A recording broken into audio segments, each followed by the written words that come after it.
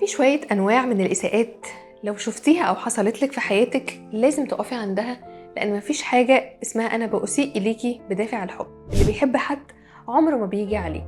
رقم واحد إنه حد يبقى بيجي عليكي إساءة جسدية. الإساءة الجسدية على فكرة مش لازم إن هو يكون ضربك بالقلم، أو معنى كده إن هو جه عمل لك حاجة أثرت عليكي أو عملت لك إعاقة جسدية، لكن كونه إن هو يجي يخوفك ويقرب منك جدا ويكسر الحدود اللي بينك وبينه، دي معناها إساءة جسدية.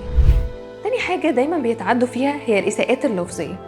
ان انت بيقول كلمات حتى لو هو ما كانش بيقولها لك انت دايركت، ان هو بيهينك او بيشتمك، لكن كونه بيقول الفاظ انت مش بتحبي تسمعيها او هي تسيء السمع او رنتها في ودانك كده مش احسن حاجة، ده معناه ان هو بيسيء اليكي لفظيا.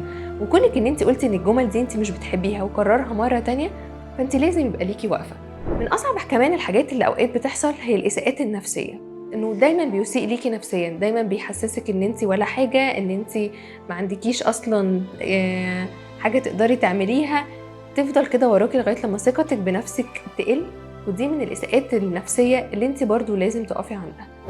في اساءه بقى صعبه بتحصل وهي اساءه الهويه، ان هو يفضل يدوس عليكي لغايه لما شخصيتك ما تبقاش موجوده خالص، ويفضل يقنعك ان لازم الراجل يبقى هو المتحكم في العلاقه دي، وبكده انت هويتك بتضيع وما بتبقاش موجودة مرة تانية.